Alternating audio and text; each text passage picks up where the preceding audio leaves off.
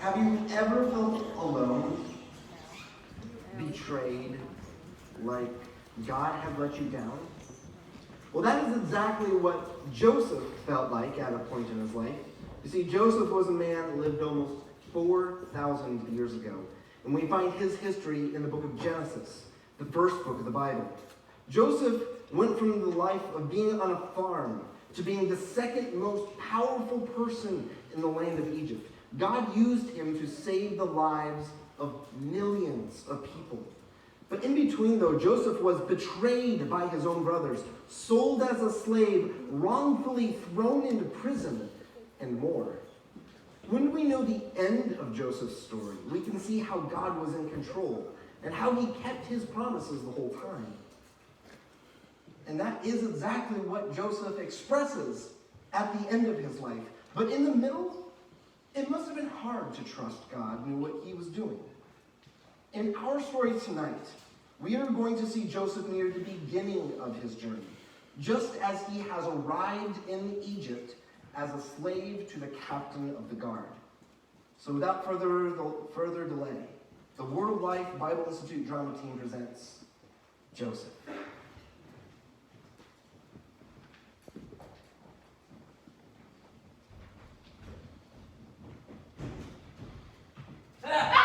Where did you come from? Kevin. Why are we yelling? You snuck up on me. Who are you two? Sorry, Ray. We're new at this. Tell him, Sarah. Don't be afraid. I'm Sarah, and this is Agnes. We are angels sent from God to help you. Joseph, don't you know it's rude to stare? How do you know my name? Oh, we're angels. God sent us. God? Which God? Oh, brother, the God of your fathers, Abraham, Isaac, and Jacob? Oh, finally. It took you long enough. So how did you break out of the cell? Freak out. Well, why would you want to do that? You have a nice-ish bed in here. Did you want to sleep outside? No, I want to escape. So can you pick locks or fly me back to Canaan? I'm confused. Okay, look. This is a holding cell for new slaves. I was just sold to the captain of the guard here in Egypt. And I need to get back to Canaan where my father lives so I can tell him how my brother sold me into slavery. Whoa, wait. They sold you into slavery? Yeah, they beat me up, threw me in a pit, left me for a few hours, and then sold me to a traveling slave trader. That was a couple weeks ago. Now I'm locked up here. That just sounds awful. I'm so sorry that happened to you, Joseph. I'm glad we were sent to help you. Definitely. You'll help me get out of here? No? How are you going to help me then? By keeping you company, of course.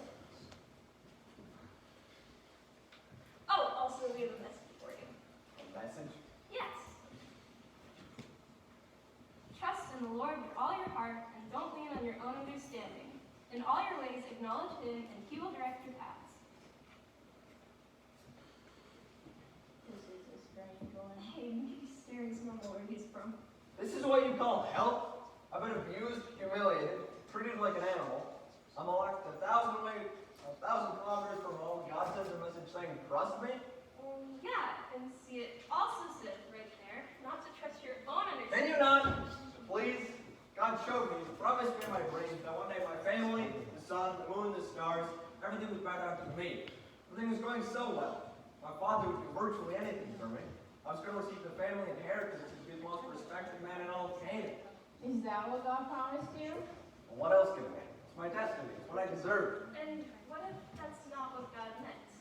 As if you'd understand. Do you know what it's like to be treated like a piece of garbage? To be betrayed, defeated, alone? All my hopes, my dreams, my life is ruined.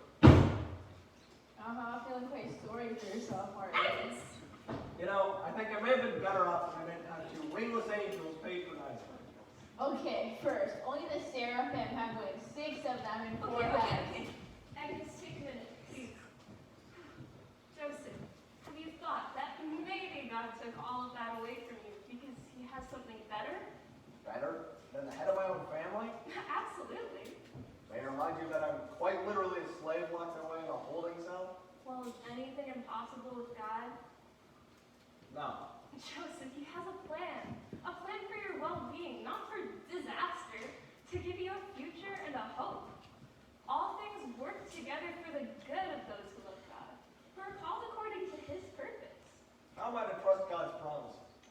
lied to me. You're just not powerful enough to do what he said he would. That's how it feels. What did God promise Abraham? You're bringing my great-grandfather into this? What did he promise? A son. And did he get one? Yeah, my grandfather Isaac. And how long did they have to wait? I don't know, a few years. Oh, I remember.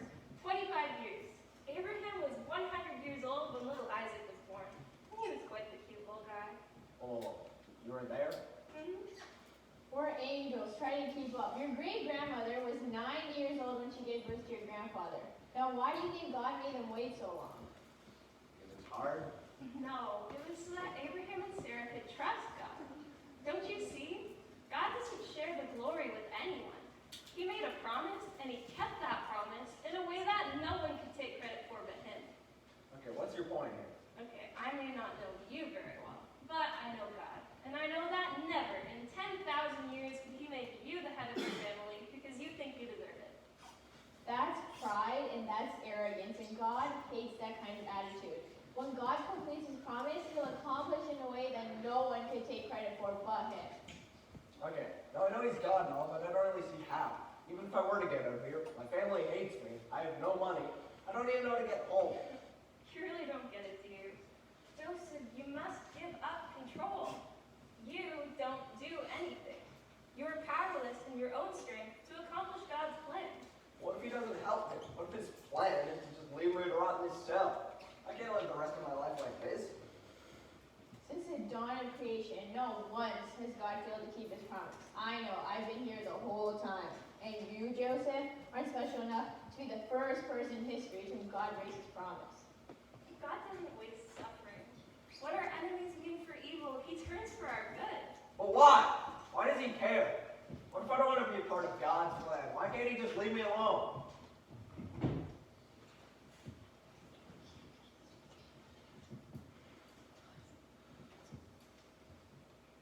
Why, Joseph?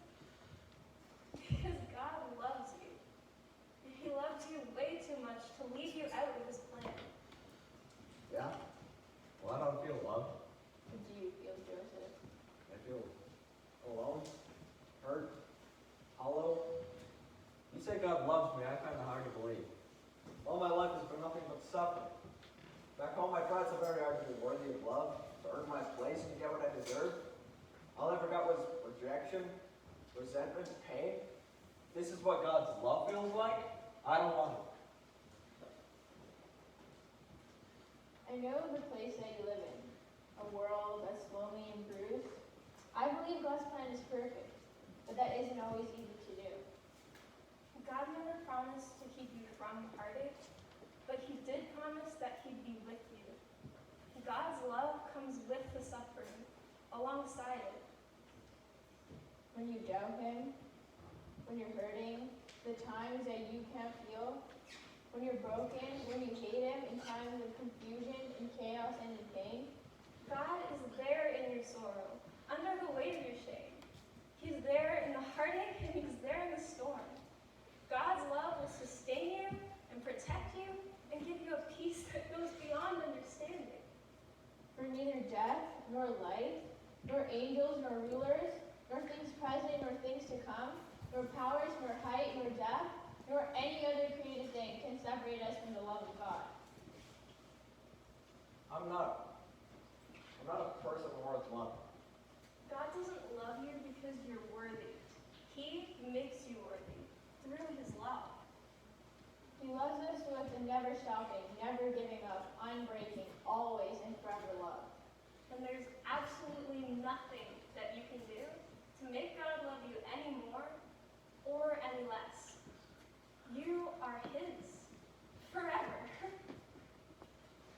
So what are you saying I should do?